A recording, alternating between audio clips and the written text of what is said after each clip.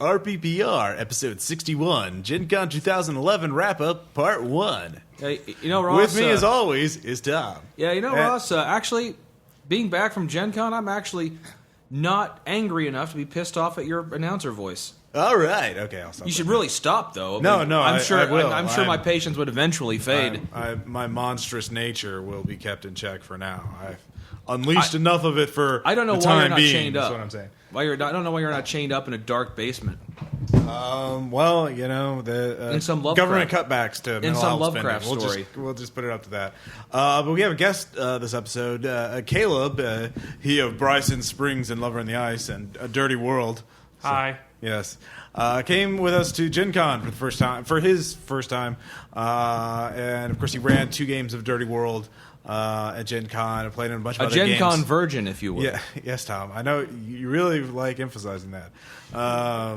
So we, I think this is our best Gen Con yet. Every Gen Con seems to be the best one yet. It just keeps getting better. My God, Russ, better. can you imagine what our 10th Gen Con is going to be like? Well, there won't be one, Tom, because remember the world's ending in 2012. So, it'll be a post-apocalyptic Gen Con. Well, then it'll be post-Gen Con, not post-apocacon.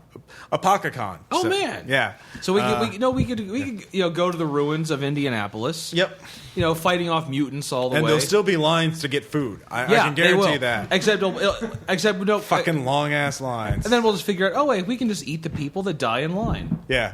Well, that's what the lines are for, Tom. You wait in line until someone dies. So you're really not waiting in line for anything. They're mutants, Tom. They don't know. They just go through their memories of their past life. Anyways, in some news, I discovered that the Zombies of the World software, eStore software, has coupon management. So this is a brilliant segue, by the way. And I've, as an experiment, I've added a coupon for all you podcast listeners. Enter in the code RPPR, all lowercase, and get 20% off any purchase you get at zombiesoftheworld.com. So, oh God, we're still on this, are we? Well, yes, believe it or not. Yes, buy Ross's books. We can validate his life. So we'll see how that goes. But anyways. So yeah, code RPPR at zombiesoftheworld.com. So just because your book's actually entertaining and well written with good pictures. I know, right? How dare I? I know. That's part of my monstrous nature. So first off, we're going to talk to Caleb about his first impression of Gen Con, because this is again, first time the con's been expanded to incorporate new hotels. So as well as new for Tom and I and the other veterans, this is his first time. So Caleb, tell us your first impressions of Gen Con. So my first impressions. I was a little overwhelmed the first day. I hear that's pretty standard reaction. Yeah. There was quite some long lines. I'm glad I had a press pass. Yeah. As Tom will no doubt attest. Yeah. The lines at Will Call were pretty long. I was a little worried at first. Yeah. I guess. Worried about what?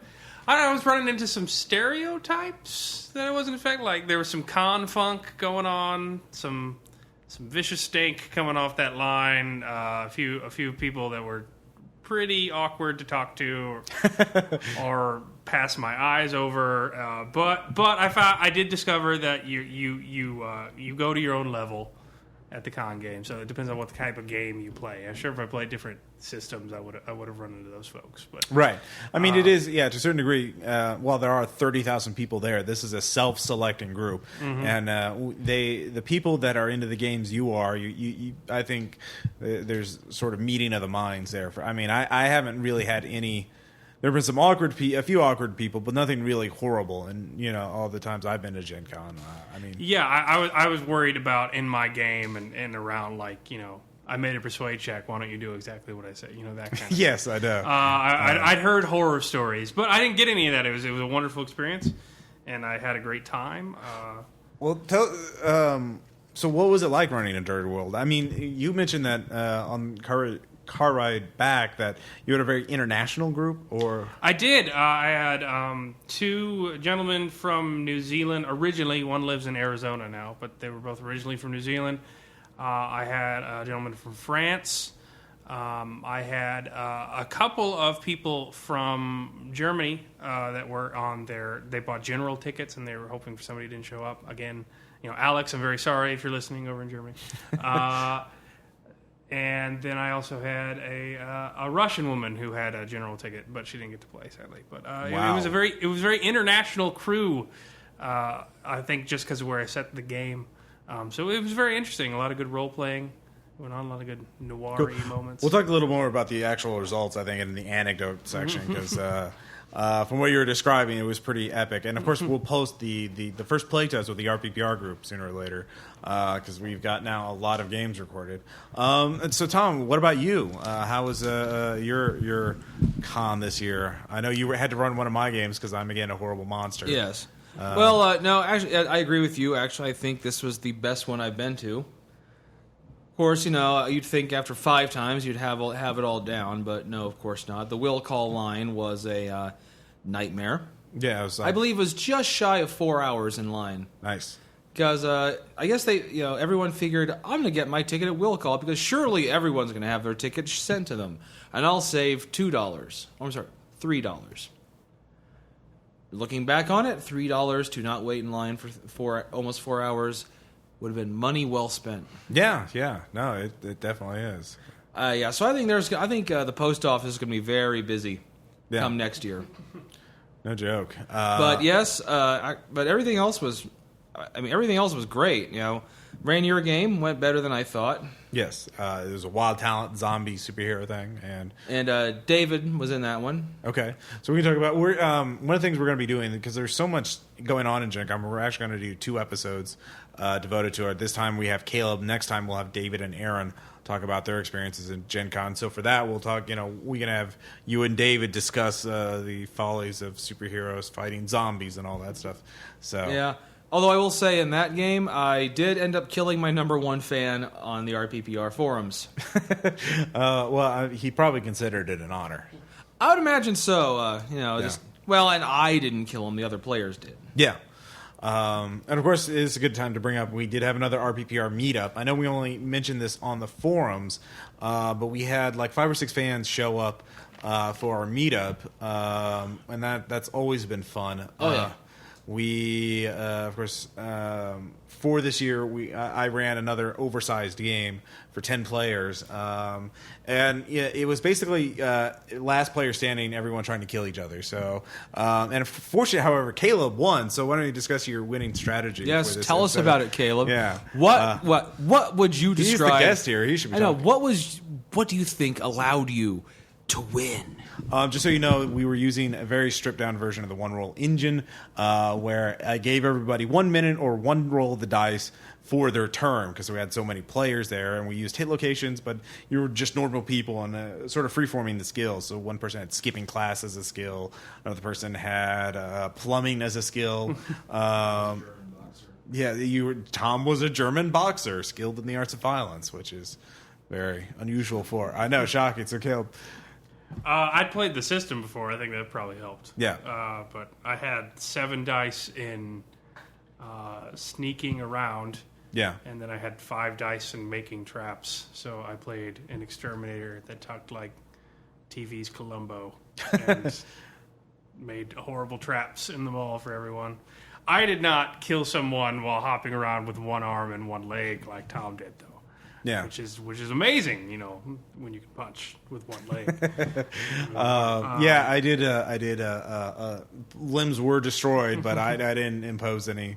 I didn't impose many penalties on those, because usually the people who were suffered limb loss tended to die pretty quickly after that. But I think everyone won that game. Yeah, Ross. It was a group effort. That's true. But I won for real. And we didn't record that game. It was I was literally improvising. We didn't have time to set it up, and I was kind of nervous about running it a little bit. I wasn't sure if I wanted to record it, but I wish I had, because my single favorite moment was in there. I was getting a little anecdote territory, but each character had a random weakness that, everyone wrote down 1 weakness for their characters. And why don't you tell us, you could describe it more since it happened to you, Caleb. It was completely absurd. Like, my weakness was answering phones. You had to answer the telephone. My character could not answer phones. Like, if it heard a phone, it could be someone important. It didn't matter what was going on. So that was a pretty fun mechanic. Yeah. What were some of the other ones? They were ridiculous. Allergic to salt. Oh yeah, so somebody was a slug apparently. Obsessive bargain hunter, I think, something like that. You had, yeah. Oh, that was There were some other ones. So, but that actually came into play once. Oh yeah. So was it Shalazar? Yeah. So Shalazar, he squared off against me first thing, and I'd made a trap of like an Ewok canoe trap or something ridiculous, and it hit him. Oh, this took place in a shopping mall, Yeah. by the way. So you know. And he was The game. trying to find me because I'd made my sneak roll. And then he goes, well, I'm going to use my mouth sounds power to make a telephone ring convincingly. Because we all knew each other's weaknesses. And I'm just like, what the fuck? A mouth sounds power? And then he shows me a sheet, and he's literally written down mouth sounds 8D. No, it's 5D. 5D. He just, still, an insane amount of dice in a really weird fucking power to take right off the bat. But he thankfully he botched his roll, or I would have been dead with his mouth sounds power. But I just totally called him on bullshit, and he totally called me right back. It was right there on the sheet. So My only regret. touche, Salazar. My only regret is that I did not give Shalazar 5 bonus dice for having the best possible skill to counter that weakness. I mean, that was amazing. I can't remember how he died in that game. I think he was blown up by Aaron. Aaron blew himself up by exploding a natural gas line and took out 2 other people with him. So that was fun. So that was a very insane game. Now that I think about I thought I took him out. Oh, did you? I Yeah, can't I remember. punched him. Aaron took out 2 people. I punched him to death. You punched him to death. My Again, God, that's I why- killed him twice. Yes, you did. You're insane. He's my number 1 fan. Yeah. And I killed him twice. Well, yeah. So perhaps it's an honor or something again. I'm not sure. I hope so, because I don't mean to be the dealer of death. Yeah. So of course, so that was a really fun game. I'm sure the people in the forums will talk about that, and David and Aaron will talk about it when we get to them in the next episode. But there were a lot of things going on in Gencon, not just gaming. There were big events as well. We were at several panels that we recorded. We've already posted the first one, the Eclipse Phase one. Ross lost the ENnie to... well, I'm getting to that, Tom. Yes. I know. I feel it needs to be said now. Okay. Yeah, he lost to Pathfinder. Can you believe that Well, shit? I know. The Ennies, of course, 11th annual Ennies, or 10th annual. Why were you wanting to postpone this, Ross? No, I wasn't. It was. Are you gonna trying be to hide the perception- truth from the listeners? I knew it was going to happen beforehand. Everyone knows Pathfinder's going to win everything because it's Pathfinder. It wins everything every year. He dared to go up against Pathfinder. I didn't. I was nominated. It wasn't my choice. It wasn't like I choose to fight you, Pathfinder. Anyways, so the Ennies went off. Best adventure category, of course, Road Trip was nominated. Pathfinder, whatever adventure they had, won. But Delta Green, Targets of Opportunity, won silver, second place. I saw that, yeah. Yeah, and which was funny because that's the first Delta Green book that actually doesn't have a scenario in it. So it's won at Best Adventure without actually having an adventure in it. So I picked up that book. yeah, it's a great book. It's a great read. Adam Scott Glancy having a good book? That's impossible. I know. Well, you just like it because it has ghouls in it. It did help, yes. Yes, yeah. Look, I like things I like, Ross, and that's one. I'm not saying that's wrong. I saw the look in your face. It's like obvious. Like, I know you Tom listeners can't because we're only an audio. We're only a You can imagine audible it. medium, but Tom with his handlebar mustache and his top hat and his and clown makeup. and Ross with his inhuman eyes because he's a monster. No, I have the eye patch. Anyway, He still we're has just both making eyes. shit up at this point. He still has both eyes, but he wears an eye patch. But so the event wise, we went to the Ennies. It was fun. I actually got to meet Kieran Robinson there. He wrote Old School Hack, which won gold for best free product, and I convinced him to run us a game of Old School Hack for the RPPR people, some RPPR people, and Art Dream people, and we could talk about that in a little bit. Any other events or panels that you particularly liked? Delta Green or the Caleb? I know you, of course, were at the Eclipse Phase panel, which I just posted the day of this recording. I don't know when I'm going to get the episode up, but Caleb, what were your thoughts on the Eclipse Phase panel? I thought the Eclipse Phase panel was great. I think it's really cool how they live the Creative Commons license as well as have it. They just tell you everything they plan on doing. Right. They talked about possible campaign source books, which is what I'm really looking forward to. The firewall one, or well, before that, just a full blown campaign book. Yeah. Like Massive Nyarlathotep for Eclipse Phase. And he said he already had an idea, but he didn't want to spoil it. So I was really psyched for that.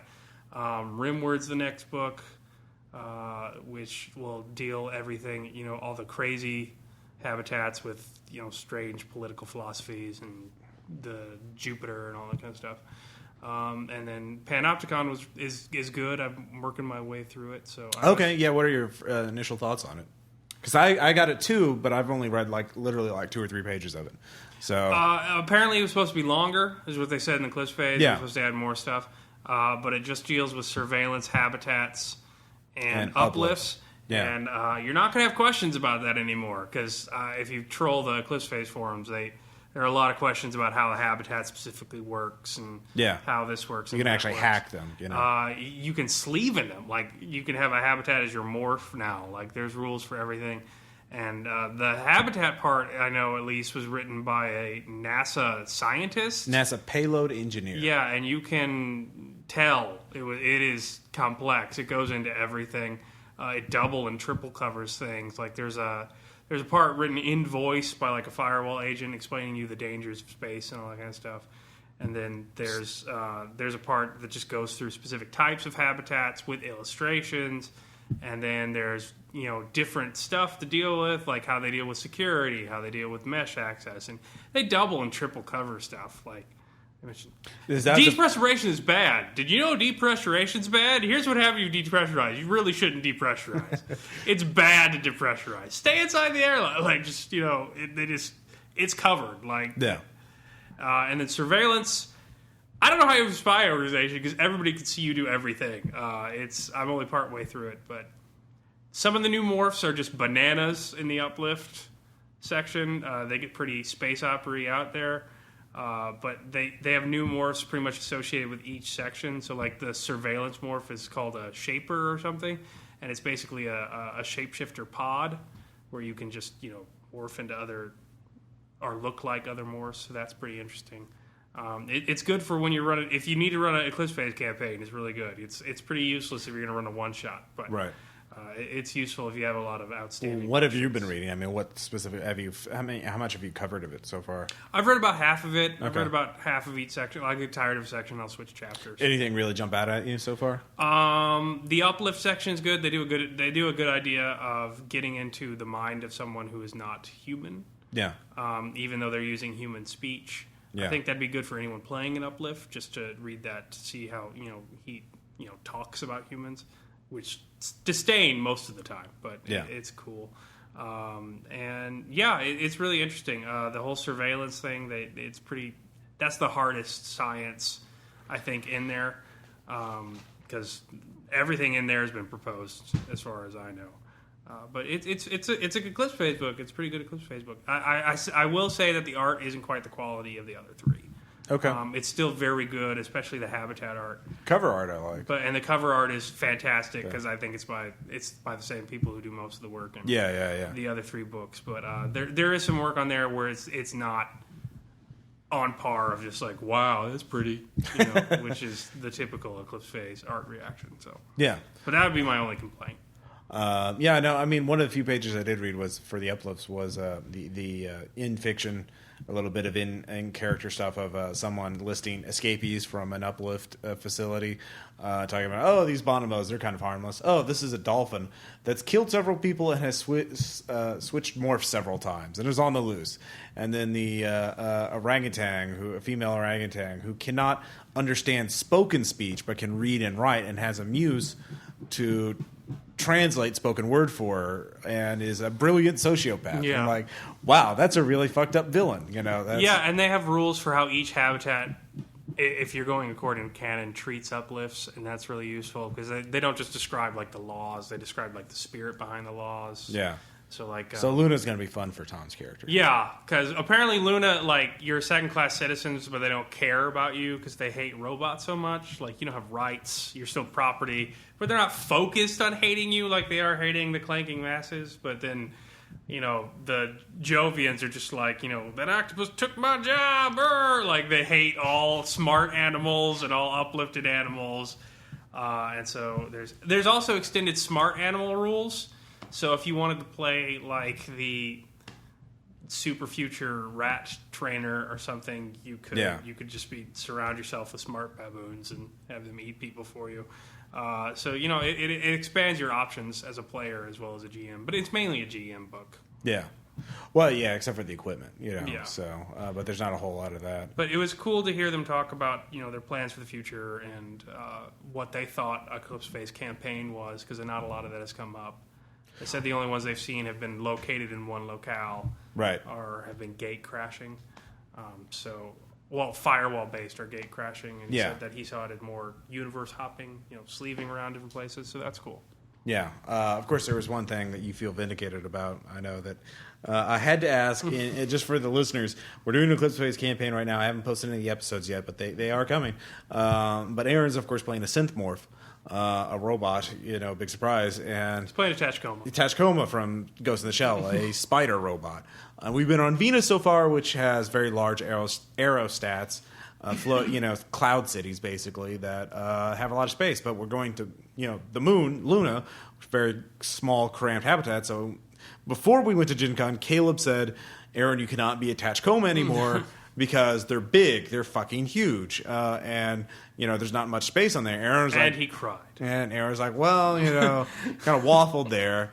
And then, so on at the panel, I had to ask how big can Tachkoma be on Luna? I mean, how crowded is that? So when you hear Ross ask a question and I call him a dick, you actually said your character's going to die. Yeah. You said you're going to kill my. I guess I whispered you're a dick. Yeah. To all of you those in Radio Land, I said he was a dick. Yeah. And then I told him I'd kill him loudly in public. Yes. And the people laughed.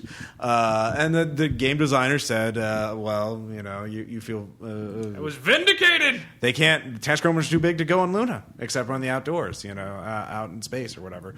So they can't... So Aaron has to switch morphs. So straight from the horse's mouth, the cyber horse's mouth. So Tom... let's see here. I forgot. Were you at the Delta Green panel too? No, I was not. Okay. The Delta Green panel. So I'll talk about that. I spent most of the time hanging out with Ian and Violet. Yes, Ian Moody and Violet Kirk, RPPR artists in residence. In fact, we hung out a lot. Okay. So that, and of course, well, except the day they said this was a very good con for them. Yeah. Good for them. Yeah. They got some work. I don't want to spoil it for them because they're still in negotiations, but they might be getting some work out of that when it becomes public. We'll let you guys know because they do awesome work for the. They just did some work for the Ruins of Lemuria. You should totally commission work from them. Yeah, you should. But I do want to mention the Delta Green panel. Now, I recorded that as well. That's not going on RPPR. I'm going to put that on the Unspeakable Oath podcast. But they're talking about Delta Green. Spoiler alert. They're going to do a standalone Delta Green RPG, separate from the Call of Cthulhu rules, although similar. And they're going to make Delta Green after 9/11. They're going to update the history of it so that Delta Green becomes an official government agency again, so that they're not going to be illegal, conspiracy anymore. Of course, there are going to be rules for running Delta Green in any period of its history, the organization's history, in the new rule book. So they're thinking about doing that by next year. Of course, this has generated a lot of discussion on the Delta Green email list. I know you guys are familiar with Delta Green. What do you think of that? I mean, there's been tons of debate about that for the hardcore Delta Green fans. But does that bother you? I mean, Delta Green going from illegal to legal, or what? Well, I really kind of think this. I still think the core element of the game's still there. Yeah, you're playing someone, whether a secret government conspiracy or a not so secret government conspiracy, hardly matters. You're still basically spooks going up against the mythos. Okay, and so I don't think that really changes much of anything. Okay, what about you? I mean, you ran the very popular Lover in the Ice Delta Green scenario.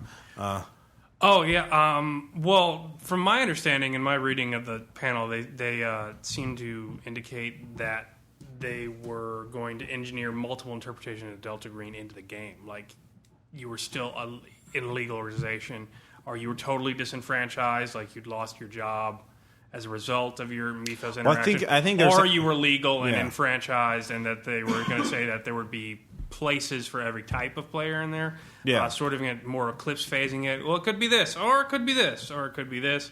But I think they're completely right to update it because, the game's fantastic. I just bought the source book and then the Targets of Opportunity. Yeah. While the main book. Yeah, while we were at the con, and they're fantastic. But yeah, you have to update it. I mean, have you watched X-Files lately? Yeah. It's fantastic when you're a kid, and it still holds up to some part. But then you see you see Scully's shoulder pads, and you're just like, ugh. Come on, Fluke Man, get with it. So doesn't always. You've got to update that. Yeah. Zeitgeist wise, and they made a good point about the cultural zeitgeist changing from the 90s fear of government to now. I mean, our government's too ineffectual to be scared of. Exactly. Like you can't buy that they could pull off a conspiracy because they can't pull off anything. So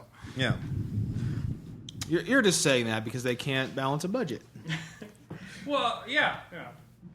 I do, and speaking of Cthulhu, I did pick up, this isn't brand new, it's recent though, it's Cthulhu Invictus, Cthulhu in the Ancient Rome. I picked that up there because that looked intriguing. I've started reading through that. We're probably going to be doing some one-shots of it shortly, but it's a very interesting book because it kind of takes the sort of obvious route, which is taking some of the myths that were popular in Ancient Rome and Cthulhuizing them, mythosizing them, I don't know, mythifying them. Giving them a Lovecraftian angle. So you see, creatures from the Odyssey in Egyptian mythology given mythostats and that kind of thing. Which I don't know how that works, but it's very open ended in how you use it. I mean, a lot of the material is based on generating characters for Cthulhu, for the. So I imagine Vercingetorix's tribe in Britannia will be wielding some barbarian shit. Yeah, exactly. So you can run it from any period. And the default thing is 1st century AD. So kind of the height of Rome. Yeah, exactly. But I also picked up the companion, which has 3 or 4 scenarios for it, one in Africa, one in Rome itself, and then one Egypt. And Rome had some serious tunnels. Yeah, exactly. So there's a lot of material there. So it looks really good, and. You don't have shotguns anymore, or Browning machine guns or dynamite. You don't even have dynamite. You've got a spear, you got a shield, you got a gladius. Yeah, exactly. So, good fucking luck. Yeah. So this will be a fun thing to try out. And I think Ancient Rome kicks ass too. Yeah, great. I don't think I've ever actually played a game in that. Yeah, exactly. It sounded like a fun novel. But I love me some Ancient Rome. So and of course, historical Cthulhu, another game Caleb and I got to do. We did do another Scott Glancy game. We tried to get in. Scott ran at least 2 games. That I know of. One that we couldn't get into because he actually ran it as a registered game, but he didn't have couldn't register for it ahead of time. You just had to show up with generic tickets. Caleb and I went for that, and 18 people showed up for a 6-person game. Which is precisely 3 times more. Yeah, exactly. So Caleb and I bowed out of that because the night before, that was on Saturday, but on the night before, we did a private game that he did for the Arc Dream guys and us, which was a World War. It was called the Last Mission or the Night Mission. The Night Mission. The Night Mission. So what do you tell us about it, Caleb, a little bit? Okay. Well, we go to this ridiculous group of explorers club. It was called the Columbia Club. Yeah. It had Grover Cleveland's original presidential or President Harrison's, I think. I don't know. It was Harrison, I think. Oil paintings. This is the place the game was held. Yeah, it was held at. It looks like you're supposed to start an actual Cthulhu adventure there. When Sir Reginald Thompson comes in with the artifact from deepest Africa. It was literally built in the 20s. Yeah, it's nuts. But he ran the game there, and I had a great time. I thought it was awesome. Team RPPR did pretty good. Yeah. Well, what was the basic setup? It was World War I. We were split into 3 bombers, 2-man bombers. and Mr. Clancy is great with historical accuracy. So it was very realistic. I was in the mood. I was immersed. Yeah, because he actually had like photo of it and showed us like, this is where this part is. This is where the bomb goes. And maps and everything like that. And we ended up accidentally releasing a bomb and releasing, were they night gaunts? What were they? Bayekis. Bayekis. We dropped the bomb on a building that had an like a monastery. Yeah. And they came after us. And we had to fight them off in these World War I bombers, and it was pretty fantastic. Yeah, there was like pilot and tail gunner for each plane. There was us, then there was Greg Stoles, Shane Ivey, and then there were 2 other gamers who were friends of theirs, Keith and another guy named Ross. Yeah. And of course, the other Ross died. It was a great group, and it was really fun to play with them, as it was all through the weekend. And I think Glancy warmed up to me by the end of the weekend, but I don't know if he was on my page by the time we played that game. So I think he was trying to kill me, and it was kind of funny because we had sharp-edged dice, and they were Game amazing. Science. Game Science dice. Go Game Science dice. I was rolling impales. So was I. So basically, one plane, the gunner gets eaten, and the pilot just eats it into the middle of the Alps, like surrounded by horrific monsters. I think he passes out because he gets bitten. He fails his con check to stay conscious, and so the plane just hits the Alps. And then Stolze and Ivy were out of it for most of the time because they both failed their sand checks. So he was screaming in the back, whereas Ivy just passed out, and they're going plummeting. They faint and plummet toward the Alps. And then by the end of the game, after we'd fought them all off, they botched their landing, and so like they all come out. Yeah, fortunately Shane did recover in time to pull. They come back into the game later, but when they land, they botch it, and they get both their arms and legs broken. Like the plane's on fire. Whereas Ross kills 5 or 6 in one machine gun spray. Well, I killed 3 with the machine gun. The other 3, and then I killed 3 with one strafing run. Then killed another one. Then I killed 2 with the revolver because I impaled both times with the revolver. Yeah. So. And my character's named Bigglesworth. And I impale my bomb roll, just hit it on the nose. And then for some reason, I take flak, and I can't turn right for the rest of the game. Yeah. My play doesn't go right. And I impale every roll when I have to. So everybody else is dead or dying. And Ross is basically beating up Bayeki with his fists just for a challenge. And my character is dogfighting in a leftward direction whilst I think the most I had a scratch on my flight suit. That's all I had. I took 2 damage, and that was my armor on my flight suit. So I may have rubbed it in by smoking a pipe. And it was pretty good. It was great because the Columbia Club was hosting a wedding reception at the same time. Oh God! Yeah, and there are these. We're in this little hallway. With a table off to the side, and there's a little couch, 2 couches next to us. So it's like a little, greeting room off to the side on the second floor of the building. I think it was the smoking room? Yeah, smoking room. I think everybody came up there to smoke. Yeah, and these socialites start coming in, and it's like Carcosa all of a sudden because they're well dressed. The women are very silver but very well. The Simpsons, the old debutante woman with the beehive white hairdo and the cocktail dress, and who was just there to do that in scenes. They all looked like that. You could hear the monocles break. Yeah. As they walk in, and there's all these, fat middle-aged men talking about biplanes and monsters. Biplanes and sneakers and t-shirts. Yeah, it was ridiculous. It was. You could hear them in the background. Yeah, I wish we were video casting. It was worth it. I feel like I was the only one acknowledging it. I feel like I was dying laughing. Everyone was just like, "What? What is it? You guys are just cool." I'm looking at it, but I'm just all I'm concerned about is the audio. I was like, "God damn it, why won't they shut up?" Because I'm just the sound engineer at heart. But yeah. Are they pretending to be in a bomber in the First World War? Because the Great War. Because my husband was there, and he said it was nothing like that. It was pretty bad. Yeah, one of the players who died was an English lord. Glancy does really good in PC pre-gen, so that was pretty awesome. But Tom, speaking of Cthulhu, we got to try out a board game, one that I've been talking about, not Mansion's Madness, but the good one, Arkham Horror. Yes, indeed. So, because Ian and Violet brought a copy of it. So, what are your first impressions of Arkham Horror? I will say that if you've never played it before, it's got a bit of a learning curve. A little bit, yeah. We did the first about 3 turns wrong. Yeah. But once you get the rules down and figure out how it's supposed to go, it's really fun and goes really fast. Yeah. It's one of those games like... We were just playing one thing to keep in mind, we were playing the base game with no heralds and no expansions, and we drew Yogg-Sothoth. Yeah, Yogg.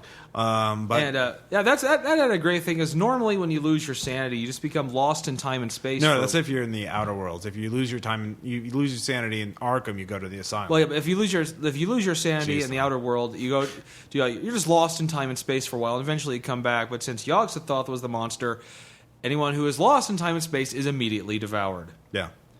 So there was a lot of little minor encounters that became instant death if you failed. Yeah. Caleb and I got to play for the first hour and a half because we were waiting for your game. Yeah, waiting for our game. But what did you think in that hour and a half, Caleb, about the...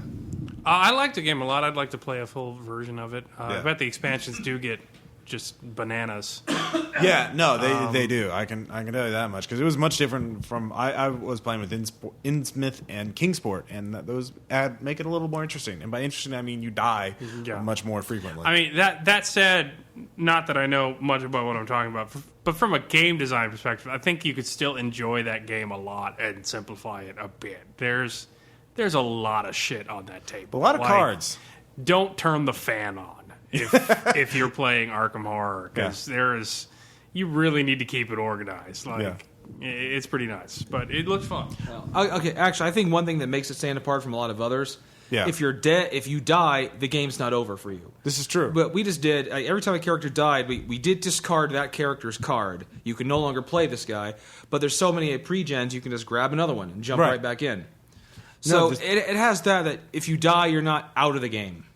This is true, and that's in fact. I remember when I was playing in the Innsmouth expansion, one of the characters is a member of the Marsh family, and the Innsmouth expansion also adds personal quests. And I mentioned this before, I think, but each personal quest, you do something. If you get a certain amount of items or whatever else, you pass it, you get a bonus. If you fail, you get a penalty. For most characters, that's like, you can use your special ability more easily, or you get more money, or you get more clue points, or whatever else. In Obed Marsh's. His personal quest is, if he passes, he is devoured, and he seals a gate. If he fails, he is devoured, and you put a deep one where his character was. So either way, he dies as his personal quest. So what we would do is someone would always play him and try and do his personal quest as quickly as possible so we could seal one of those 6 gates just right off the bat. So we just cycle through characters quickly. So that was fun. That one you can actually become a deep one over time. Yeah, in Innsmouth, there are cards that expand. We never got to that too much. Because there's a lot of death. Because there's a lot of other... Also, Innsmouth gets really flooded with monsters pretty quickly when we were playing it. So and I'll say actually my proudest moment in that game was after you left. I killed a Chthonian.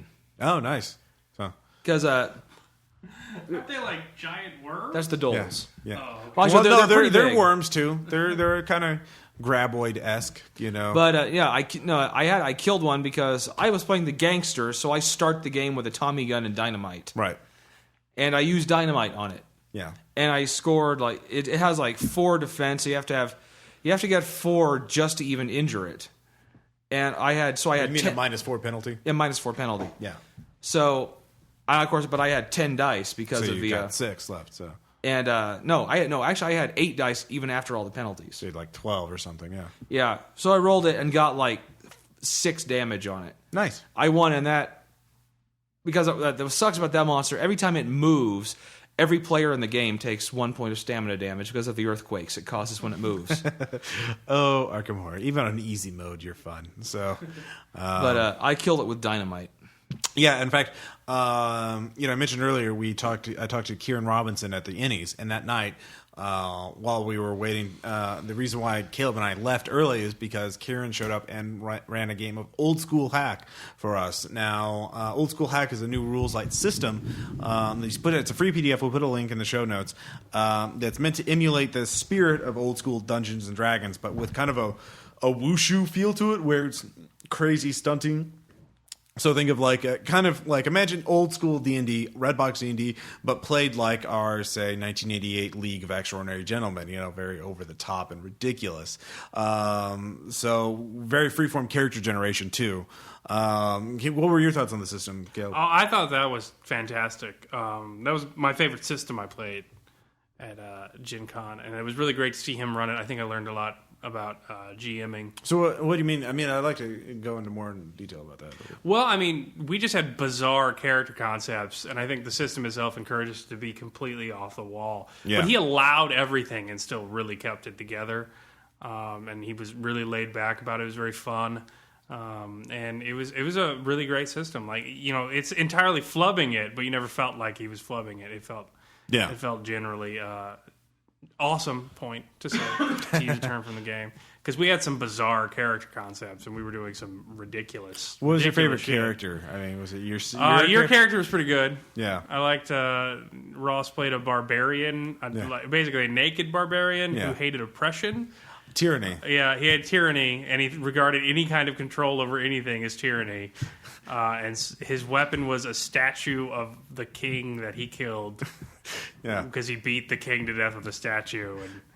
And you can have any kind of weapon you want, as long as it doesn't make sense. As long as you want it, you can have, because it all fits into 5 categories. I think one of the other players described it as very close to spirit to Castle Crashers. If you've played that Xbox arcade game, it's very close to the spirit of that. Very kind of fun. Yeah, your character is very fun too. Did you ever look up the name of your guy? Can you pronounce it for us? For your cleric, Razbaza Shaza Barenthon, something like that. Yeah. It was I wrote it down. Anime cosplay god, and you had to for anyone who converted you had to take the name and wear its outfit. Right, so and have paintings and statues made of you whenever possible, because there was no photography. So yeah, right. And your ranged weapon. What was the ranged weapon you chose? My weapon was literature about my god tied to rocks. So I never intended to hit anyone. I was just trying to inform them of the good news, but I had bad aim. Yeah. The other characters were really fun too. There was a goblin that was very played very well by one of the Archery people. There were Simeon and Meg, people who were helping running the booths. Meg had a disturbing character concept. She was the door, but a door whisperer. Yeah, someone the door whisperer. She chose to spell the letter open and close doors. It was hilarious, but she was opening doors in people's chests and just freaky shit too. It was pretty good. And she was very good at role playing. She's like, I'm just going to carve something into this door. I'm going to ignore combat. I'm not going to do anything useful this round. So, he did say it could be used for more serious gaming. But with the awesome point mechanic, once you get your first awesome point, you're in it for the awesome points. All right, what crazy shit can I do next? Exactly. Somebody nominate me for something. We also had the Angry DM, who is a RPG blogger, obviously. What was his name?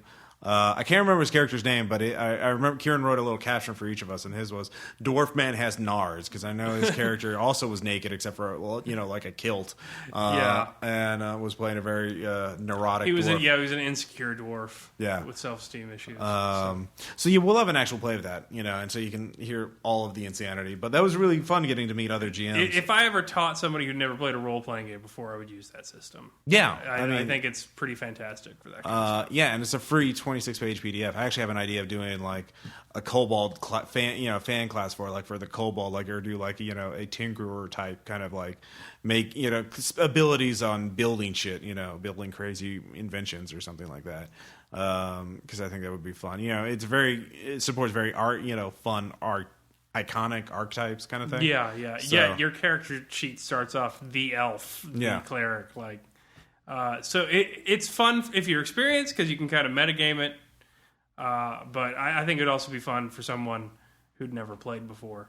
Yeah. So that's how I intend to use it a lot. So. Yeah. No, it was very fun. And thank you for running it, Carrie. Yes, if you're listening. We'll put a little shout out for his definitely for his website because it's free. Get download that shit. I mean, why aren't you downloading it? Download it right now. Download while you're listening to this. So Tom, yeah. Well, I think if we're also going to mention the con, we should probably also mention the trip to and from. Yes, I think yes, our trip to and from the con were helped consecutively by different things. Yeah, it made the trip go faster. This is true. Because let's be honest, the drive from St. Louis to Terre Haute's kind of mind-numbing. Well, the whole trip is pretty long. It's an 8-hour drive. But at least most of the way through Missouri, there's stuff to see. Yeah, there are objects outside. Because there's hills and mountains and rivers. Yeah. In Illinois, it's flat farmland. Yeah, this is true. But Caleb helped us out on the way there with a nice game that I'm only going to make up that game. No, but you introduced us to it. So as far as we're concerned, you invented it. No, I believe him. I vaguely remember hearing about it before, but that was I had forgotten about it. It's been I probably heard about it too, but I too forgot. Yeah, but he reintroduced it to our lives. Yeah, it was Fuck, Marry, Kill. That was the name of the game. You have to you list three people, and you have to choose which one to fuck, which one to marry, and which one to kill. And our choice, it went on for hours. To go into detail would make you respect us less. Yeah. So obviously we're icons of the community. Yes. So that helped quite a bit. I only want to mention one of Ross's. And then okay. It has to be the Koch brothers, Rupert Murdoch, and Dick Cheney. Yeah. Those are the ones Ross mentioned. No, I think it was it Dick Cheney or was it Rush Limbaugh? I don't know. It was one of those. Same thing. Like, who do you want to die the most, and how can you do the most damage? Or something like that. So no, it was Rush Limbaugh. That's right. It was Rush Limbaugh. Yeah. And a moral dilemma, if there ever was one, a prisoner's dilemma, something like that. So we'll leave it to the listener. Post in the comments who you would choose to do what. So we'll see that. The way back, justifications are important. But justifications are the core of the game. Who's going to be a good provider, and who's going to be who's the one you really want to die? But on the way back, we had another great thing. Yes, and that was a audiobook from Patton Oswalt. Yes, called "Zombie Spaceship Wasteland." Yes, and which he read himself. He read it himself. Oh, he had one of the guys from REM read off lyrics from REM songs. Right, that was nice. Yeah. Scott Pine wasn't. Michael Stipe. Michael Stipe. Yes, sorry. Michael Stipe, that was really good. My God, that whole book was just awesome. It was great.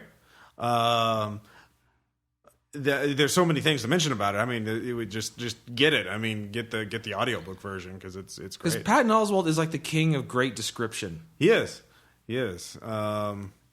I don't know. So, I mean, the movie script segment alone. I mean, you're right. It's like the best David Foster Wallace story that has never been written. That he didn't actually write. The found artifact. Does she have to go into such graphic detail about her father's horrific crime? Yes. I'm not going to say, but get the audiobook. Yes. And then buy the book and read it. Yeah, so you can look up all the songs. There's one thing, Patton Oswalt really loves music, and he's very kind of a high fidelity kind of thing, where he's always listing exactly what song that And if you are someone who would be interested in going to Gencon, you'll like his stuff. Yeah, Patton Oswalt probably would be great at Gencon. He does talk about D&D a lot. His half-orc assassin. That's an epic poem. Ulvac. Ulvac. Ulvac, the Ballad of Ulvac, the Destroyer, something like that. The Unbound, I think it was. Something, yeah. Yeah, his half-orc assassin. Yeah, pretty crazy stuff. Now, as I said, we're going to do 2 episodes. Next episode, we'll have David and Aaron. They can talk about their experiences. Also, what we're going to do at the end of this episode, I recorded a short interview with George Strayton, a screenwriter and RPG designer. He worked on like Star Wars D6, the West End version, and a ton of other stuff. He has a new game out called The Secret Fire, which is like another rules light kind of fantasy system, a little like old school hack. Sounds very awesome. So I'll post that interview, but before we get to that, one anecdote. I know we've mentioned some anecdote material, but one favorite particular little moment in the game, any game that you listen to or participated in or whatever else. Like Tom, I mean, you said you killed Salazar. How did that happen? Or would you talk about something else in detail? Well, I'm sure the game's been posted, so you listeners know how the game goes normally. Well, I mean, I'm not going to post it right away. You posted one of the runs of it. I posted all 3 of them. So there you go. So you know that Candide basically is the... Well, Subject Zero. I use the stats for Candide from the main one, but I call him Subject Zero. Alien warriors created source of the virus. So in that, source of zombies. And you need an original sample from Subject Zero. Yeah. And spinal fluid from a freshly infected metahuman zombie. Sure. So of course I barely have to direct them. They go immediately for the building.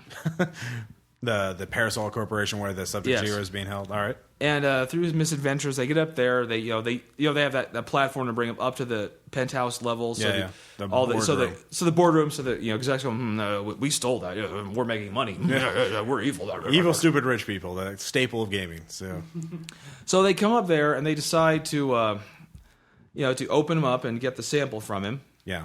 So he awakens and starts fighting. Yeah. But they actually managed to we don't want to fight. He stopped. Okay, if you're not going to fight me, good. And so they find out from the doctor they rescued. Okay, we need those 2 things. So they have the sample from Candide. All right, now we're going to need we need to find a freshly a newly infected metahuman zombie. And they ask Subject Zero do you know where we could find one? And I know you said he's mostly unintelligent. Right. I played him like that, but it was your version. Yeah, so. I made him. He wasn't really sentient, but could understood basic things. Right. And so thought seemed to tilt his head to think. Turned to the nearest character, which happened to be Salazar. Yeah. And shot him with the spore cannon. And you rolled a lot of dice for that, so. I did. He survived, but was totally infected. And the thing is, everyone understood. Oh, okay, I get that. That's logical. Yeah. All right. So I was like, we need to keep him close by when he turns. Don't run away now. We'll have to shoot you. So. And so they're finally that does, and then they're on a plane, escaping the city, and that's the moment when he turns completely. Yeah. And I have never seen anyone so thoroughly enjoy the chance to. Your new goal is to kill the people around you and eat them. Did he manage to infect anyone? No, actually, everyone was on their game. Ah, too bad. Oh well. But yeah, they gang up on him and they end him. Kind of like the guy in Caleb's game, the criminal who just got wailed on by 4 infected superheroes at once. Woo! So, but yeah, I know he seemed gloriously happy with that. Nice. Well, what a way to go! I mean, turn into a zombie, just obliterated. And I gotta say, the guy playing the old lady was on top of things too. Nice. She was all going he's like, you see, he seemed like with Subject Zero, he seems like a nice person, just misunderstood. Whoops. Great. Well, that sounds like a great game. Caleb, you ran 2 sessions of A Dirty World, which you mentioned earlier. You didn't record them. We didn't have the recorder with you. So how did each one wind up? I mean, people will be able to listen and find out, how the original scenario set up. But the basic scenario is that there's 2 Germans who are part of the underworld, 2 Russian secret police, and 2 army MPs, all trying to solve the same crimes. And it worked out in both scenarios that one skeezy character was alerted and made a deal with the Russians to escape in exchange for another skeezy character. And so in both instances, basically my player started the Cold War for being, a very subtle rhetoric-based system that they played well up to that point. It just turned into bloodbaths near the end. The first one ended in a high-speed car chase where the Russians were trying to get to their side of the wall with the guy that they made the deal with, and he got shot and fell out of their Jeep. So he was in the middle of the street. So the Americans and the Russians are rushing at each other playing chicken with guns as this German bleeds out in the street. And then the German underworld characters who really want the guy dead catch up in the middle of this gunfight and just flat out run over the guy that everybody's fighting over, and then the Russians get gunned down. And in the second one of the Germans went down, and one of the Americans went down, and it looked like the other American was going to get finished. And then the German woman just came out of nowhere and just dominated some stealth checks and killed the guy that made the deal with a rock. Just beat him to death with a piece of rubble. So it got pretty real there. It was a climactic ending, to say the least. So. And very noir, because nobody really won. Some people were alive, some people were dead. That was about it. I remember you mentioning something about, like, there's two combat skills aptitudes, whatever you want to call them, in a dirtier world: courage and wrath. Courage is for fighting equal or greater odds, and wrath is for smacking bitches. Someone weaker than you. And one character, you said one PC wanted to use his wrath skill, but you're saying no, this is courage. So. Because he was fighting other armed people, right? So how did he solve that? Well, in the game, you're supposed to go by a number called combat potential, right? Which is if you're going up against a greater combat potential, you use courage, and if you're going up against a lesser, you use wrath. But he's new to the system, and he hadn't really played his character maximized because he was playing the thug, who was really good at beating the shit out of unarmed people for what he wanted, but not so great in an outnumbered gunfight. Yeah. But I did tell him, because he really wanted to use his wrath, and he'd been hit, so he didn't have a lot of courage, that if he did something shitty, like just awful and underhanded, I'd let him use wrath. And so, like, he grabbed his partner and used him as a human shield. And then started firing. And I'm like, all right, you can use that. So he stuck on for a while, because, like, he used his partner as a human shield, and his partner got shot. And you give people last words in Dirty World. And I'm like, well, you still got to be horrible if you're going to use wrath. And his partner said something like, I died for the motherland. And he's like, truly you did. Your sacrifice won't be forgotten. Like, and he told him, like, what he wanted to hear. But then, like, he stole his money and his gun and started firing both guns at the Americans. So I gave it to him again. He got gunned down in a blaze of glory, but he went out. So it was pretty cool. He died as he lived, full of wrath. Full of wrath. He was a very angry Russian. Nice. So. Well, great. Any last words on Gen Con? On your first Gen Con? I hope to go again. My wallet never wants to go again. Yeah, but, it is very bruising. Stayed in the Ritz, and I bought too many expensive books. Well, I bought Dresden Files. Hopefully, we'll try that. Yeah, that'll be up shortly before the apocalypse. But no, I had a very pleasant experience. How about you, Tom? Yeah. Delightful. All right. Well, we'll continue this conversation in the next episode with Aaron and David. Stay tuned now for George Strayton talking about the sequel. Hi, this is Ross Bain with Role Playing Public Radio. We're here with George Strayton, the author of The Secret of Fire. Did I get that right? That's exactly right. Yes, Secret of Fire. A new role-playing game, and why don't you tell us about it? Okay, it's a fantasy role-playing game. Yeah. And obviously the classic fantasy role-playing game it has to be Dungeons & Dragons. So it's got all the tropes you'd expect from a fantasy role-playing game. You've got level, we have different names for everything, but you've got the equivalent of classes, ability scores, right. Attacks and damage, skills, etc. And primarily what you're doing, you're a band of adventurers who go off into the unknown, and either for and often for various reasons, right. Individually but collectively to accomplish something specific, right. Like to go to a dungeon and find something, or like treasure, okay. Or save a princess, or right. anything. All the things you're used to in playing Dungeons and Dragons. Okay.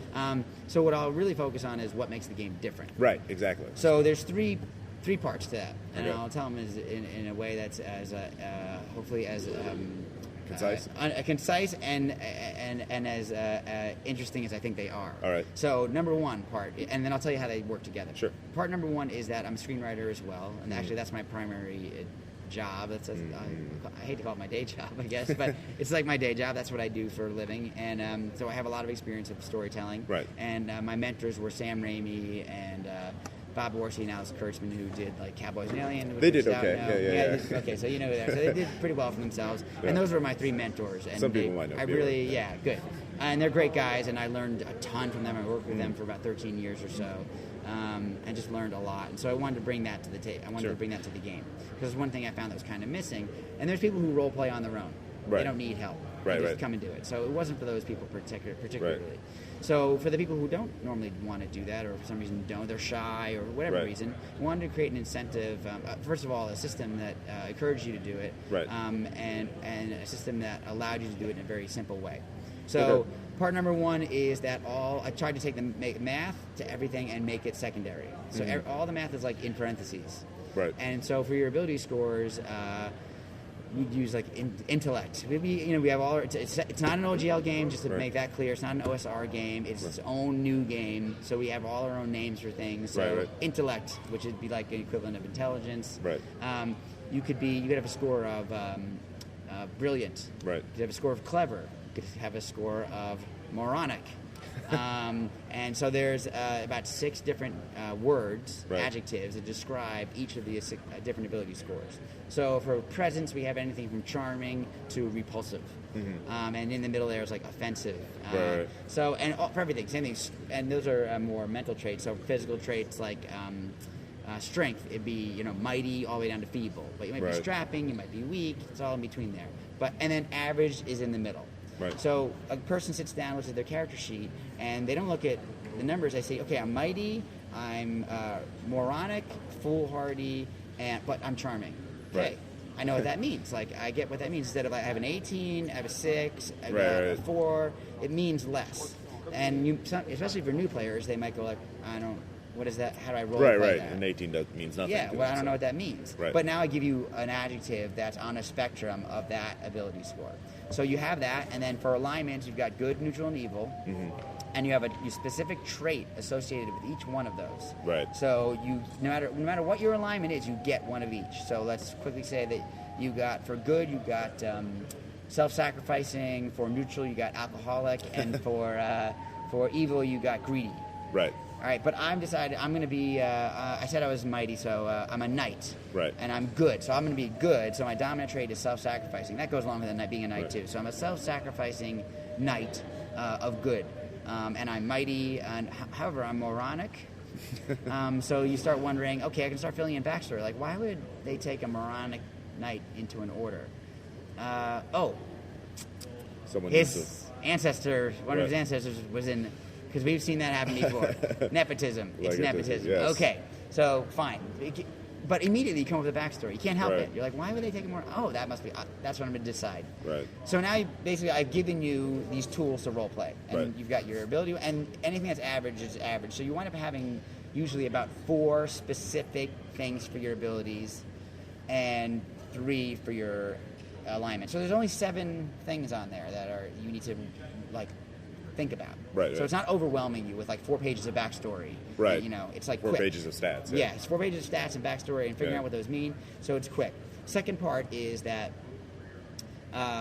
So it's going to be separate, but I'll show you how they tie together. Right. So, and by the way, that doesn't force you to role play or encourage you to role play just because those things are there. Maybe a little bit because you understand it better, but you could just not role play those things. Right. So the second part is going to tie back into that first part. The second part is about flexibility and realism. So I wanted a game, and I played lots of games. I played all editions of D&D. I've even written for 3.5, and I did some consulting on 4th edition on the DMG2, and I was a playtester. And then I always played 1st edition from Right. the time I was a kid, from '79. And I still run a campaign, and my brother, who you met, Dave, Yeah. was in my campaign and suffered greatly. I feel terrible. Brotherly But love. anyway, yes, exactly. But I think I've made it up to him by now. Yeah. And then I was a game designer for West End Games for a few years, so we did a lot of games based on movie property, like Star Wars D6. Star Wars D6, Indiana Jones, Men in Black, Right. etc. So completely different system, obviously from D&D.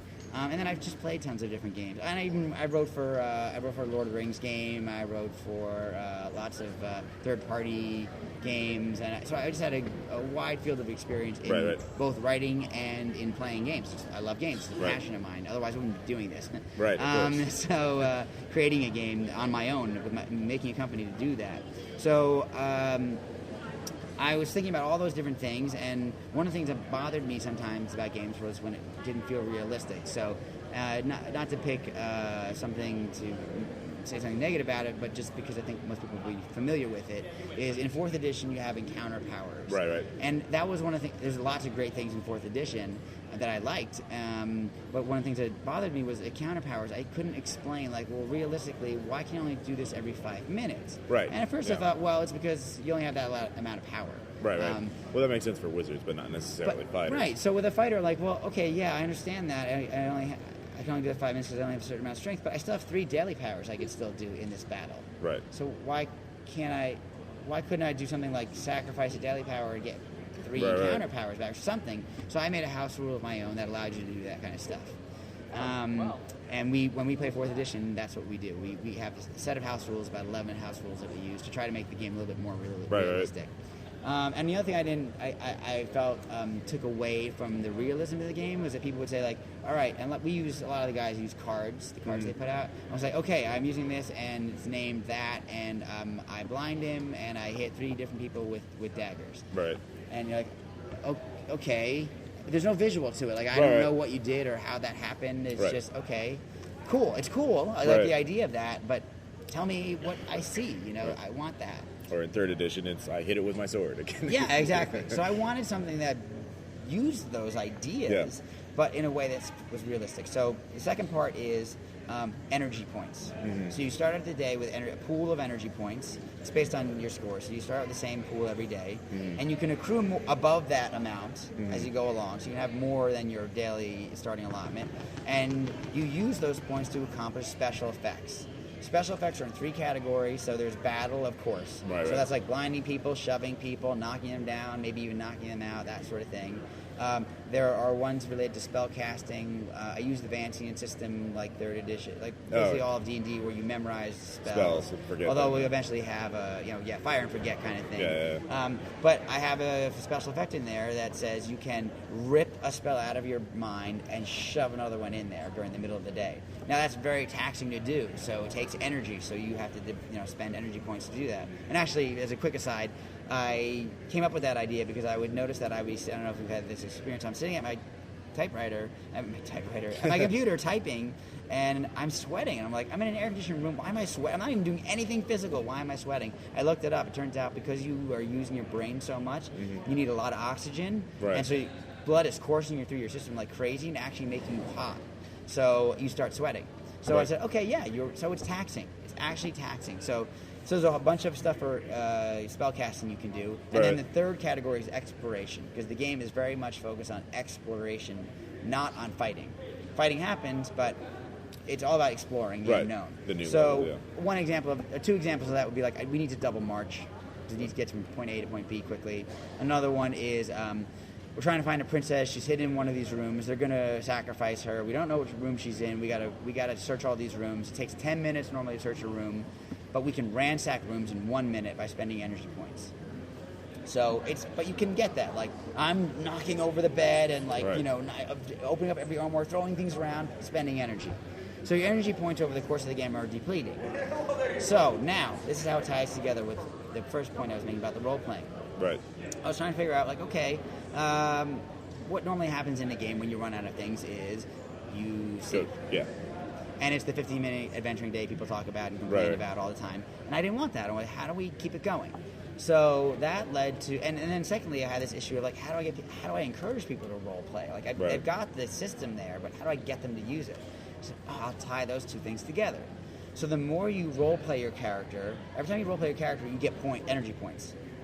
So, for example, we had a table of, I play testers literally all over the world. I was in the UK, France, all over the US, everywhere. And I always had people at the table who were, I know I'm talking fast, so hopefully you all understand me. But I'm trying to get out as much of the information about the game as I can to show you what's different about it. I always have people who, some are natural role players, some are natural tacticians. And there's nothing wrong with either of those 2 types of styles. It's great. They're both great. And in fact, I think you need both to successfully, win through an adventure. What becomes problematic is when people get annoyed with each other because the tacticians are like, "You're wasting time. Why are you doing that? Like, it's ruining the tactics." Like, well, that's my character. So I wanted to blend those 2 together, and so that argument goes away. So you get energy points back from role playing your character. So I had a guy who was very tactical and really a genius at being tactical, but he was running out of points like crazy because he was doing all this cool stuff.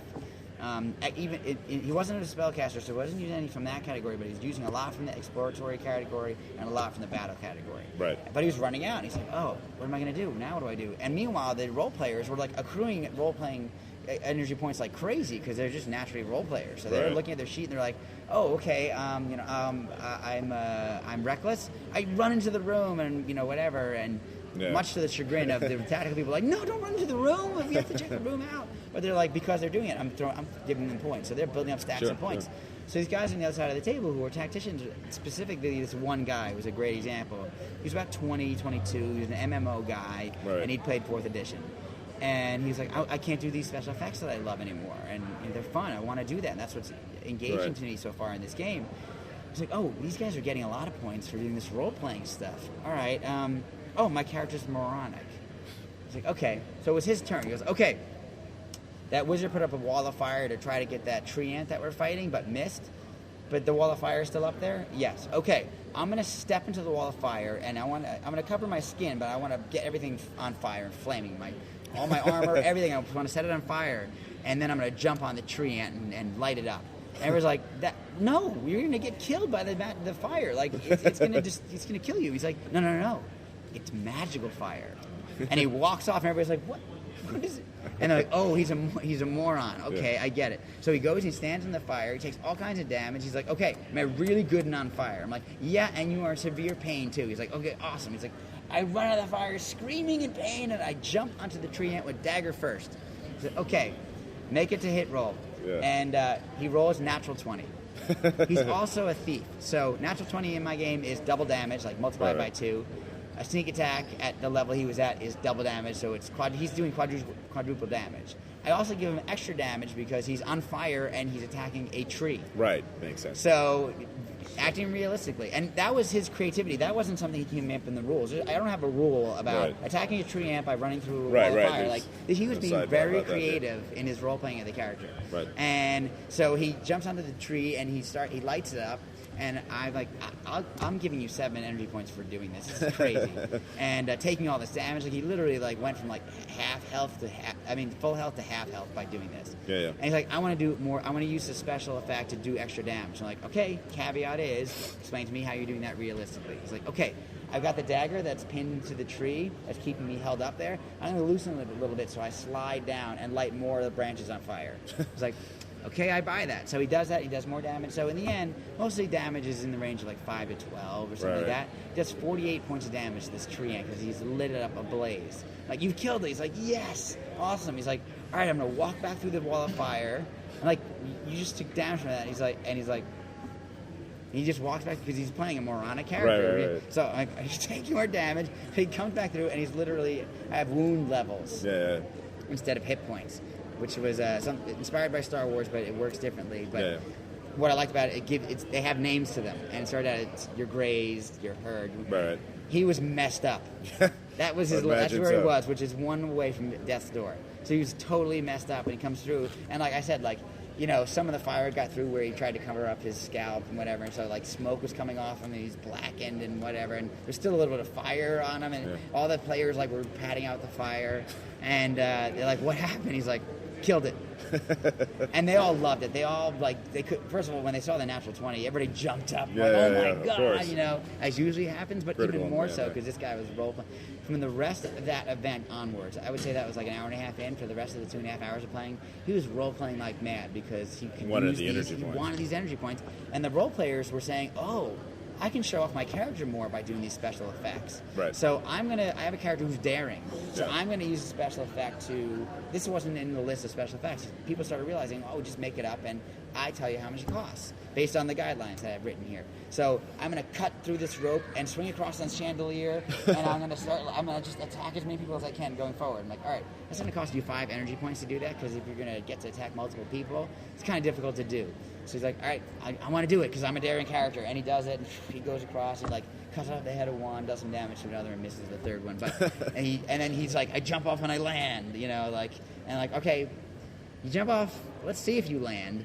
we're going to call for a skill test on that one. That's not going to be an automatic. So I make him do a reflex skill test, and he makes it. So which of course he loves. He's like, and I land, and I put my arm, my fist in my hips, and ha! I am, and so both sides basically came together, and it became a balance of role playing and doing interesting tactical things. And the guys who were tactical guys weren't getting mad at the role players anymore because they knew they needed those guys to get more points. So, and vice versa. Right. So it actually became a table of people who all were playing together, and even they all had different, versions of D&D or Pathfinder, whatever it was that they loved. That was sometimes adamantly so. They all had a good time and forgot that they were playing a different game. Right. So I feel like it's the third thing, and actually I just have explained the third part of the game that was really important to me was this ability to bring people together. Right. Like it seems to me, or feels to me, there's like this fracturing because we have so many editions and so many games, and in a way that's great to have all these different types of games, but in a way it's a little bit sad because sometimes you feel like you can't play with people because like I only play Pathfinder or I only play 4E, and a guy said to me, and I wish I could use the saying, but I'll be sued by 2 companies. He said, this is like, it was a reference to Star Trek. He said, this is like the universal translator to D&D. It's like, okay, so you want CBS and Hasbro to sue me. That's what you're telling me? I'm like, no, exactly. That is what I was going for. I wanted it to be that you could sit down with your friends, like say your old high school buddies, who have all gone off and are playing different variations of games. I mean, Savage Worlds, whatever. Right. And it's got elements of Savage Worlds kind of in there with the role-playing and whatnot. And it's got elements of Star Wars, not just D&D. So there's something in the game for everybody. And I've run dozens of tables, and I've actually put up on YouTube clips of running the game. So you can watch some of those. Every single person, you'll see everybody, and it might be some of them, I asked everybody beforehand what they preferred. At the end, everybody was like, this was just fun. Like, I just enjoyed playing. And that was really one of my big objectives with the game. So those are the 3 things I think set it apart. 1, role-playing. 2, these very flexible but very realistic energy points where you can do these special effects. And number 3, bringing people back together. As just in, on a level of, just gamerdom. Like, bringing people back together. And that's not in the game, but the things in the game hopefully help that happen. Another thing is I tried to make the game low barrier to entry. So the soft cover is 300 pages, it's over 300 pages. You can get it from Lulu for $19.99, and it's the equivalent of your monster manual, your player's handbook, and your DM's guide, which would run you $100. Or on Amazon, you can get it for $75 to be fair. $75. This is $19.99. You can get the PDF. $9.99, and we'll have an EPUB coming out next week for $9.99. We also have an app. It's gonna, as soon as it gets approved by Apple, which is not the game itself, but it's ancillary to the game. In fact, I brought a copy of it, but I don't have the latest version, so the data's not in it. It's a look-up app. I just want to make this point because I'm really happy with the way it turned out. It's just a look-up app. So this doesn't have the data in it, but I can search for whatever I want to search for. Oh, like a reference manual. Yeah, exactly, to find anything. But the genius of it is that there's nothing in the T, I know is a popular letter. Yeah, okay. So it comes up with all these things. These are the categories. You pick the category, and then those are the 3 things that had T in it. And then you get the, in format text of that thing. So I could actually pick all my spells that I always cast, and stick them in here, and then I can add them to my favorites. If I can click it from this side. Still in beta? Yeah. No. It actually works. I just wasn't clicking. So it stick it to my favorites, and then in my favorites are all the things I normally reference. So I can just keep that aside, and whenever I'm like, oh wait, what's the range of the spell? Just go click it up. Okay, got it. All right. That's all I need. So it's quick, but $4.99 for the app. You keep it forever. It's not a subscription-based thing. Right. And the data downloads onto your mobile device. So we'll have it for iOS and for Android. And that data is yours forever. So unlike the WotC system where once you stop paying, you lose access to the data, it's yours forever. You get to keep it. And it's stored on your mobile device. So if you're in a room where you don't have access to the internet, you can still access. You got it. Yeah. Whereas there's a game store in New York City where I often run games. Where it's in this gaming tables are in the basement. I have no service at all. I have AT&T and I have no service anywhere anyway. But in the basement I got nothing, so I could never look anything up, even though I paid the subscription. So I wanted an app that allows you to do that. And as we're going to put out 3 books per year, so it's not to overwhelm overwhelm people. Keep them low price point. Right. And if you want an in-app purchase of the data from that, it'll just be a couple bucks. You can add it into your gotcha. app. If you don't want it, you're not interested in that, you don't have to buy it. Right, It's totally it's up to you. modular, yeah. It's modular, and then that gets downloaded to your mobile device. So you own that Right. forever. Great. So that's kind of our model. I mean, we're a company. We're not just a one-shot, like Right. we're doing one game. And in fact, we have another game. I'll mention the name of it, but we're not going to actually show it off until Origins next year. It's in development right now. It's by a great developer named Ross Pearson, and it's called After London. It's basically a post-apocalyptic London. Great. And he lives in London. Oh, okay. Yeah, our team was all over the world. We used digital technology. We had a virtual office, and we had people from Los Angeles to Edinburgh Nice. working Sounds on great. the game. So I've talked for probably this whole time. I didn't give you a chance to ask any single question, so I know you have a little time because we're at Gen Con and lots of busy things going on. Do you have some questions you wanted to ask? What are the next books planned for? Okay, so next one is I made. By the way, everybody, the size of the book is 8.5 by 5.5. Right. And that's an homage to Gary Gygax. Right. So the Little Brown Books were that exact size. Right. And it's further homage to Gary Gygax because I'm working on a project, a movie project with Gail Gygax about Gary. Oh, nice. And I got access to all of his notes on how he designed D&D. Nice. And no one's ever gotten a chance to look at this stuff. So I felt really privileged and honored to look at these things, and it gave me this, more so than the mechanics, the spirit of what he was trying to do. Great. Which I really Great. tried to bring into this. Okay. And then take the modern techniques. Over 40 years of gaming, Sure. people have come up with good stuff. Yeah, you know? they It's have. not possible not to come up with good stuff. So I tried to bring that all into the modern day. That same spirit into the modern day. Cool. So I'm calling the expansions supplements, again, an ode to Gary, because Right. there's supplement 1, 2, 3. So supplement 1, coming out in December, is called Demons and Druids. Demons and Druids. And what it is think of it as an expansion. So it's got more everything. There's 4 basically classes, we call them callings, and races in here, spells and prayers for the holy men or clerics. Right. Plus monsters, how to run an adventure, how to create an adventure, a section on the world, an overview section on the world, because we can't write a whole book on the world, but like there's a map of the Right. world in there. You can download that map for free. There's also a color version that's hex based of it. But what we're going to do is expand on all those things. We have a thing that's equivalent of feats, but they're called trademarks because they're 3 times as powerful as feats. Right. But you only get 6 or 7, whereas in 4th edition you got get a 16 lot, or yeah. 17. Yeah. And it's hard to keep track of because sometimes there's very situational, like this gives me +2 to my AC when I'm hit by lightning. Right. And it's hard to remember those things. These are more like precise attack, which means I always roll my attack dice twice, and I pick the highest score. Whichever's that rolled higher, I pick that die, and I go from there. And you have to have an equal number of combat-related ones and non-combat-related ones. That's good. A non-combat one might be a lover in every port. Right. So every time you go into port, you got to make a D6 roll. 1 to 3, the lover is glad to see you and it's going to help you out, give you information, hide you, etc. 4 to 6, lover's pissed. You've been gone too long. Yeah. Or they have a new boyfriend, and they're after you because of the way you treated her. Right. So there's a complication. So it goes both ways, but those are Right. trademarks because they're big. Everybody knows, the whole party knows, whenever you pull into port, they're like, oh God, I hope this lover likes this guy still, you know. So there's gonna be more of that, but we're never gonna make so much stuff that's gonna overwhelm you. Like there's hundreds of feats, literally, for 4th edition. Oh, that's hundreds, and you can't know what they all are. So we're gonna limit these things at more like 50 or so. So you can have a sense of what they are, and they're all big deals. Each one of them is a big deal, and your character sheet will have a few on them as you level up. I mean, at max level, you'll have 6 or 7. So, but then we'll have a focus for each supplement. So this focus is demons and druids. And in our world, the holy men and holy women, the clerics, fight undead. Right. Vampires, liches, that sort of thing. In Secret Fire, it's druids that fight demons because demons are unnatural. Right. So druids and rangers, and our bards are very much based on Celtic bards. Yeah. So they're part of the secret society who are all out trying to find demons.